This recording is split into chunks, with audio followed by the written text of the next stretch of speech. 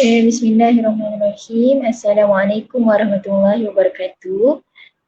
Saya Raihan binti Mustafa daripada Tiram Travel Manjung. Hari ini saya nak kongsikan kepada anda semua tentang adab-adab berdoa. Apa yang kita kena tahu adab-adab berdoa ni kan? Perlu ke adab-adab berdoa ni? Jom kita teruskan. Dalam hadis daripada Fadalah bin Ubaid radhiyallahu berkata, Nabi SAW mendengar seseorang berdoa dalam solatnya dan tidak mengucapkan selawat kepada Nabi SAW. Kemudian Nabi SAW bersabda, orang ini tergesa-gesa. Kemudian baginda SAW memanggilnya dan berkata kepadanya atau kepada orang lain, apabila salah seorang di antara kamu bersolat, maka hendaklah dia memulai doanya dengan memuji Allah SAW. Kemudian berselawat kepada Nabi SAW. Kemudian berdoa setelah itu dengan doa yang dikehendaki. Riwayat daripada Al-Tirmizi dan Abu Dawud. Maksudnya kat sini, kat dalam hadis ni cakap dalam pada waktu kita berdoa tu, yang pertama sekali kita kena memuji Allah lah. Macam, ya Allah Tuhanku, Engkau yang maha besar, Engkau yang maha agung, Engkau yang maha mengampun, Engkau yang maha segala-galanya. Lepas dah memuji Allah, lepas tu kita kemudian kita ni pula memuji Rasulullah pula, berselawat ke atas Nabi pula. Lepas kita berselawat ke atas Nabi, kita minta ampun kita minta ampun dosa kita yang lepas, dosa kita yang baru saja buat, dosa kita yang kita dah berlalu semua, minta ampun dosa-dosa kita semua, barulah kita minta doa pada Allah apa yang kita kehendaki. Yang pertama sekali kita kena memuji Allah, yang kedua kita kena berselawat ke atas Nabi, yang ketiga meminta keampunan, yang keempat iaitu kita meminta apa yang kita nak minta. Ini daripada penerangan daripada hadis ni lah. Apa yang kita dapat pengajaran daripada hadis ni? Pengajarannya ialah berdoa dari segi bahasa bererti memanggil, memohon atau meminta. Ketika berdoa bererti sedang memanggil, memohon dan meminta kepada Allah, Zat yang maha agung lagi maha mendengar. Ialah dalam kita berdoa ni, kita kiranya kita meminta. Macam mana kita nak minta duit dekat mak ayah kita kan. Macam tu lah, kita kena puji-puji dulu.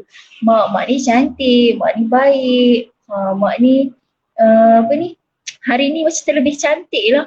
Barulah mak kita macam lembut sikit hati. Kalau kita nak minta duit pun macam mak kita pun mungkin boleh bagi kan. Tapi kalau kita cakap, mak nak duit, cakap macam tu, rasa-rasa mak kita nak bagi tak? Mestilah tak nak kan. So macam kita dalam kita nak meminta kepada Allah ni pun ada dia punya adab-adabnya, ada dia punya step-step dia. Mula tu kita mestilah, kita nak mohon, kita nak meminta, tambah pula kepada Allah kan. Kita mestilah kena memuji dia dulu. Zat Allah ni, Allah yang maha agung, Allah yang maha mendengar, Engkau yang maha segala-galanya. Puji dulu Allah. Yang kedua, antara adab berdoa yang dianjurkan oleh Nabi SAW adalah dengan memulakan doa dengan pujian terhadap Allah dan berselawat kepada Rasulullah SAW. Selain itu, ketika berdoa, memilih waktu yang diistilahkan sebagai waktu mustajab setiap pada hari Jumaat, kerana pada hari tersebut ada suatu ketika apabila bertepatan masanya Allah Subhanahu Wa Taala akan memperkenankan doa tersebut. Begitu juga dengan berdoa pada waktu malam, iaitu pada 2/3 malam daripada malam. Contohnya dalam yang kedua ni dia cakap, kita kalau nak berdoa ni kita mesti kena mulakan dengan pujian. Pujian kepada Allah, lepas tu kita kena berselawat ke atas Nabi. Lepas tu kita kena selalu berdoa. Mana tahu kan dalam banyak-banyak doa kita tu ada waktu yang mustajab kita doa, dan Allah akan makbulkan. Tambah pula kalau kita berdoa pada hari Jumaat, iaitu hari yang mulia, hari penghulu segala hari. Okey. Dalam hari Jumaat tu ada satu masa tu yang Allah dah tetapkan itu adalah masa mustajab doa pada hari tu. Mana tahu kan kita ni dalam berdoa tu tiba tepat pula doa pada waktu yang mustajab doa tu. Lepas tu kita doa pula kita termakbul, doa kita pula termakbul kan. So macam memang sangat-sangat beruntung. Lepas tu kita kalau doa, kalau boleh kita bangun solat tahajud 2/3 malam, dalam pukul 3 ataupun 4 pagi kita bangun, kita buat solat tahajud, kita solat pada waktu malam. Pada waktu tu mintalah dengan Allah segala-galanya. InsyaAllah kalau kita selalu amalkan, InsyaAllah apa yang kita minta tu Allah akan makbulkan. Mudah-mudahan. Okey, yang ketiga, berdoa adalah ibadah. Hendaklah seseorang Muslim memperhatikan adab-adab dan syarat-syarat dalam berdoa yang merupakan sebab ditunaikan doa. Sesiapa memenuhinya maka dia akan mendapat segala yang diminta, dan sesiapa yang mengabaikannya dialah orang yang melampaui batas dalam berdoa sehingga tidak ditunaikan doanya. Okey, dalam kita berdoa ni kita mestilah macam patuhi adab-adab berdoa tu. Kalau kita tak ikut macam mana kita punya adab-adab berdoa tu, jangan tanya kenapa kita punya doa tu tak ditunaikan, tak dimakbulkan. Lepas tu mulalah persoalkan, kenapa Allah tak makbulkan doa aku? Daripada dulu lagi aku berdoa, aku tak dapat lagi apa yang aku doa, apa yang aku idamkan, apa yang aku doa tu ke Allah tu tak dimakbulkan pun. Dan kata macam tu disebabkan korang sendiri pun tak jaga adab-adab berdoa tu sendiri. Maksudnya kalau macam korang pun doa macam tak nak je doa, ya Allah bagilah aku kaya, ya Allah bagilah aku kereta. Doa macam tu tak ada adab, terus menerus je masuk macam tu. Itu dikira tak ada adab lah. Jangan cakap kalau doa kita tak makbul disebabkan kita tak buat pun adab-adab tu. Tapi kalau orang yang buat adab-adab ni, dia ni macam kita akan ada rasa macam dalam hati ni, mungkin Allah tak makbulkan doa aku lagi, mungkin aku ada silap di mana-mana, mungkin dalam solat aku, mungkin dalam doa aku, mungkin dalam ketika aku mengambil duduk. Kalau orang yang macam ni, insyaAllah kita akan seru-seru boleh terima benda tu, kalau mustajab ataupun tak mustajab, dimakbulkan ataupun tidak dimakbulkan. So kalau kita buat adab-adab berdoa ni, insyaAllah apa yang kita doa tu akan dimakbulkan. Okey, lepas tu panduan tata cara berdoa. Okey, panduan tata cara berdoa ni, dalam berdoa kita pun ada adab dia, jangan doa macam ni je, doa macam halai-balai orang cakap kan, macam tak nak je berdoa. Kita nak minta dengan Tuhan ni, kita nak minta dengan Allah ni dengan bersungguh-sungguh. Dengan cara yang macam mana? Okey, angkat tangan paras dada, rapatkan kedua-dua belah tangan, kedua-dua belah tapak tangan ni kita rapatkan. Bila urat tangan bertemu, ia akan menjadi seperti huruf ba. Titik ba terletak di hati kita. Siapa yang tengah tengok ni boleh tak buat macam ni? Nanti nampak huruf ba kat tengah-tengah tu. Ada huruf ba. Lepas tu yang keempat, kedudukannya rendah dari tangan yang kita tadar. Okey, setiap huruf hajaiyah di dalam Al-Quran ada malaikat menjaganya. Huruf ba dijaga oleh malaikat bernama Hayail. Malaikat ini akan mengangkat doa kita terus menghadap Allah tanpa sebarang perantara. Oleh itu, berdoa bersungguh-sungguh dengan penuh pengharapan. Dalam kita berdoa ni, kita kena minta sungguh-sungguh dengan Allah yang kita memang nak diampunkan dosa, dan kita nak apa yang kita doa tu tercapai. Okey, seterusnya duduklah dalam keadaan sopan seperti duduk iftirashi iaitu duduk tahiyat akhir. Sepanjang berdoa, janganlah duduk apa tu, setengah orang duduk bersila kan. Tapi sebenarnya okey je kalau duduk bersila, tapi kalau lebih baik kita duduk tahiyat akhir lah, duduk sopan kan. Janganlah duduk macam nak bercangkung pula, macam nak pergi mana kan. So kita nak berdoa dengan Allah ni, kita kena dalam keadaan yang baik dan elok.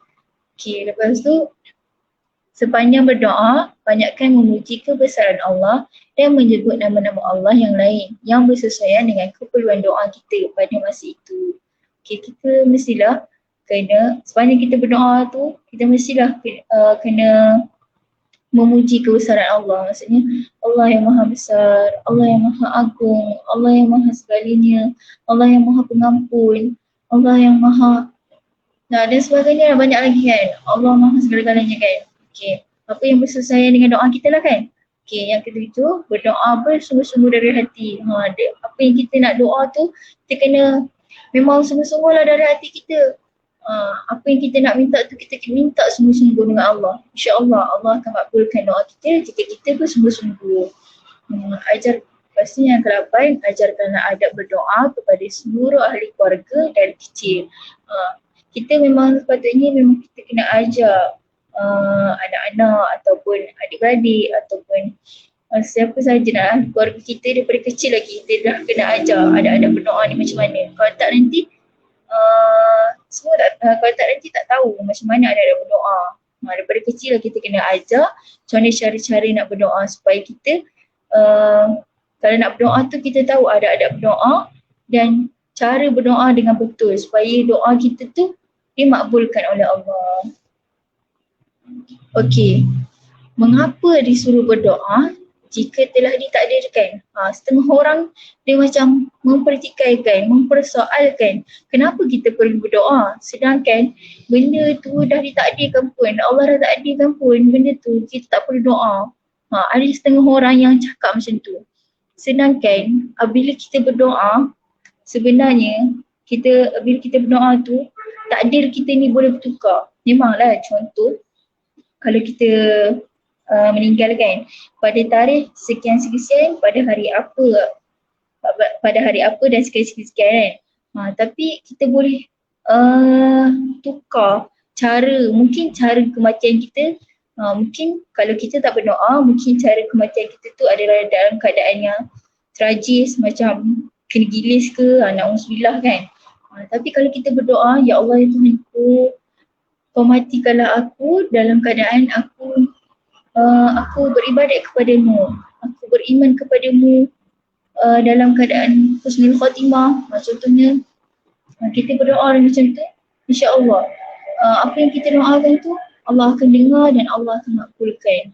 Mungkin kita mati pada sekian-sekian tarikh, tapi mungkin cara kematian kita tu akan bertukar jika kita berdoa kepada Allah macam mana keadaan kita waktu kita nak mati tu. Lepas tu doa menurut Imam Al-Khattabi dalam permohonan hamba kepada Tuhannya dengan pengharapan pertolongannya dan juga bantuan daripadanya. Allah Subhanahu Wa Taala telah menjadikan doa sebagai sebab untuk meraih apa yang diinginkan. Allah Subhanahu Wa Taala berfirman, wa qala rabbukum ud'uni astajib lakum innal ladzina yastakbiruna an ibadati sayadkhuluna jahannama dakhirin. Maksudnya, dan Tuhan kamu berfirman, berdoalah kamu kepadaku. Nescaya aku perkenankan doa permohonan kamu. Sesungguhnya orang-orang yang sombong, takbur daripada beribadat dan berdoa kepadaku akan masuk neraka Jahannam dalam keadaan hina. Okay, maksudnya selagi kita boleh berdoa, kita berdoa. Walaupun kita ni orang yang tak baik mana, walaupun kita ni selalu buat dosa, tapi apabila kita berdoa, ya Allah ya Tuhanku, bagi aku lembut hati untuk aku solat hari ni. Ya Allah ya Tuhanku, setiap hari kita berdoa. Kita selalu berdoa, insya-Allah lama-lama kita sendiri yang akan nak buat dengan benda tu dengan hati yang terbuka. Walaupun sebenarnya kita macam malas nak solat, tapi kita berdoa, ya Allah ya Tuhanku, bagi aku kekuatan untuk aku solat. InsyaAllah walaupun dengan malas-malas tu kita buat juga sebab kita percaya yang Allah tu ada, kita berdoa pada Allah. Okey, kita disuruh berdoa kerana besarnya kesannya terhadap apa yang akan berlaku daripada Ibnu Umar radhiyallahu anhu. Nabi SAW bersabda, maksudnya sesungguhnya doa bermanfaat terhadap apa yang telah diturunkan dan apa yang belum diturunkan. Hendaklah kamu berdoa wahai hamba Allah riwayat At-Tirmizi. Doa ni sangat-sangat bermanfaat, sangat-sangat membagi impak yang besar kepada kita dalam diri kita lah. Sebabnya daripada takdir yang kita belum turunkan, takdir yang belum diturunkan tu boleh mengubah takdir tu. Macam kalau contohnya kita sekarang ni dalam keadaan yang tak berapa nak tak berapa nak kaya sangat contohnya, ataupun tak berapa berduit sangat. Tapi sebabnya kita percaya, kita berdoa pada Allah, kita berdoa, mungkin satu hari nanti Allah akan perkenankan doa kita tu, dan tak pasal-pasal kita jadi kaya pula. Mana tahu Allah nak bagi kita rezeki kan. Kita berdoa, jangan putus untuk berdoa walaupun kita, dalam masa sekarang kita dalam keadaan yang macam tu. Contohnya kalau macam kita dalam keadaan yang tak berapa nak